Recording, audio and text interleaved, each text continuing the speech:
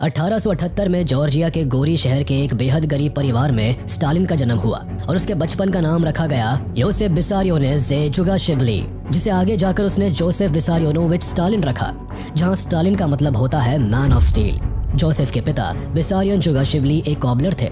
वैसे तो जोसेफ की माँ उसे बहुत प्यार करती थी, लेकिन उसके पिता शराबी थे। वो अक्सर शराब के नशे में जोसेफ को मारते पीटते रहते थे। अपने पति के ऐसे बर्ताव से स्टालिन की माँ काफी दुखी रहती थी। वो काफी धार्मिक महिला थी और वो चाहती थी कि उनका बेटा स्टालिन बड़ा होकर एक प्रीस्ट बने। बेटे को पिता के अत्याचार से बचाने के लिए उसे घर से भगाकर सिटी के एक चर्च स्कूल में पढ़ाया। जोसेफ बाकी बच्चों से अलग था। स्टालिन भले ही गुस्सैल स्वभाव का था, लेकिन पढ़ाई में काफी होशियार रहा। स्टालिन को बिलीसी थियोलॉजिकल सेमिनरी स्कूल में एडमिशन मिला। यहाँ उसने कार्ल मार्क्स और कई अलग अलग रेवोल्यूशनरीज के बारे में पढ़ना शुरू किया, जिसकी वजह से वो इतना इंस्पायर्ड हुआ कि कुछ समय बाद उसने अपने आप को एथिस्ट घोषित कर दिया। फिर उसने 1899 में स्कूल छोड़ दिया। ना ही तो कभी उसे डिग्री मिली और फिर ना ही उसने पलटकर कभी भी एकेडमिक का रुख किया। 1899 से स्टालिन पूरी तरह रेवोल्यूशनरी एक्टिविटीज में शामिल हो गया। 1899 से लेकर 1901 तक स्टालिन पूरी तरह से रशियन एम्पायर के खिलाफ काम करता रहा। उसने कई भाषण दिए और मजदूरों को इकट्ठा किया। कई बार वो अरेस्ट होने से बचा।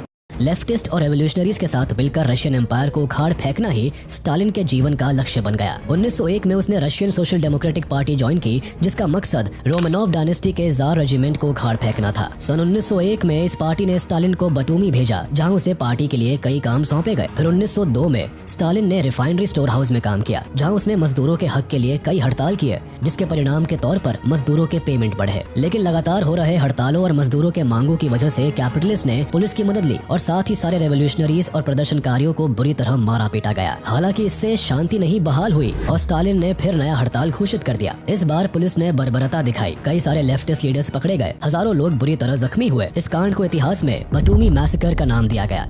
इस कांड के बाद स्टालिन भी गिरफ्तार हुआ, लेकिन तब तक कम्युनिस्ट सोसाइटी से लेकर रशिया तक में स्टालिन के नाम का डंका बज गया था। 1903 में स्टालिन के केस की सुनवाई हुई और उसे 3 साल के एग्जाइल में साइबेरिया भेज दिया गया। हालांकि जल्दी ही स्टालिन इस एग्जाइल से भाग निकला। स्टालिन के फिलिस आने के साथ ही उसके पॉलिटिकल करियर में बड़ा बदलाव हुआ। इसके एग्जाइल के दौरान 1903 में RSDLP पार्टी का बंटवारा हो गया, जिसमें से एक पार्टी का नाम बोल्शेविक्स था, जिसे व्लादिमीर लेनिन लीड कर रहे थे। स्टालिन चूंकि लेनिन से पहले से ही प्रभावित था, तो उसने इसी पार्टी को ज्वाइन कर लिया। जल्दी ही सेंट पीटर्सबर्ग में एक भयानक मैसेकर हुआ, जिसमें रेवोल्यूशनरीज को मारा गया। इस दिन को इतिहास में ब्लडी संडे के नाम से जाना जाता है। इसी के बाद स्टालिन ने लेफ्टिस्ट की टोली बनाई, जिसका नाम दिया गया रेड बैटल स्क्वाड।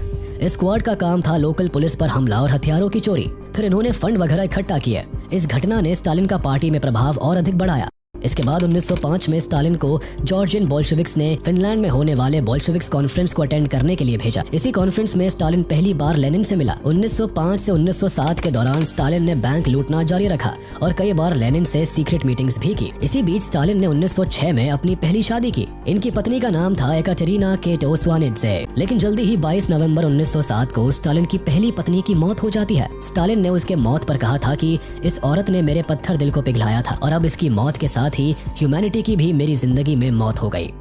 पत्नी के मौत के बाद स्टालिन खुलकर पॉलिटिकल एक्टिविटीज में शामिल हो गया। बैंक रॉबरी और पार्टी फंडिंग का सारा काम स्टालिन ने और अग्रेसिव मैनर में शुरू कर दिया। मार्च 25, 1908 में स्टालिन फिर से गिरफ्तार हुआ और इस बार उसे लगभग 8 महीने के जेल के बाद फिर से सोल्विचगॉर्स्क नाम की जगह पर एग्जाइल में भेज दिया गया। स्टालिन को यहाँ 2 साल के लिए भेजा गया, लेकिन 24 जून 1909 को स्टालिन वहाँ से भाग निकला और बाकू आकर फिर से पार्टी टास्क में इन्वॉल्व हो गया। लेकिन स्टालिन फिर से मार्च 23, 1910 को गिरफ्तार कर लिया गया और उसे वापस सोल्विचगॉर्स्क में एग्जाइल दिया गया। फिर फाइनली 1912 में स्टालिन फिर से वहां से भाग निकला और लेनिन के कामों में जुट गया। 1912 में स्टालिन को सक्सेस की पहली सीढ़ी मिली, जब लेनिन ने उसे बोल्शेविक पार्टी की फर्स्ट सेंट्रल कमेटी और न्यूज़पेपर प्रॉडा का चेयरमैन बना दिया। लेनिन से जब स्टालिन को इतनी बड़ी अपॉर्चुनिटी मिली, तो वो पार्टी एंड लेनिन के लिए और भी ज्यादा डेडिकेटेड हो जाता है। साथ ही स्टालिन लेनिन के नजर में सबसे पसंदीदा लोगों में से एक बन जाता है, क्योंकि स्टालिन का काम और उसकी रेवोल्यूशनरी राइटिंग ने फिर से उसे गिरफ्तारी के चंगुल में फंसा दिया और फिर फरवरी 23, 1913 को स्टालिन अरेस्ट हो जाता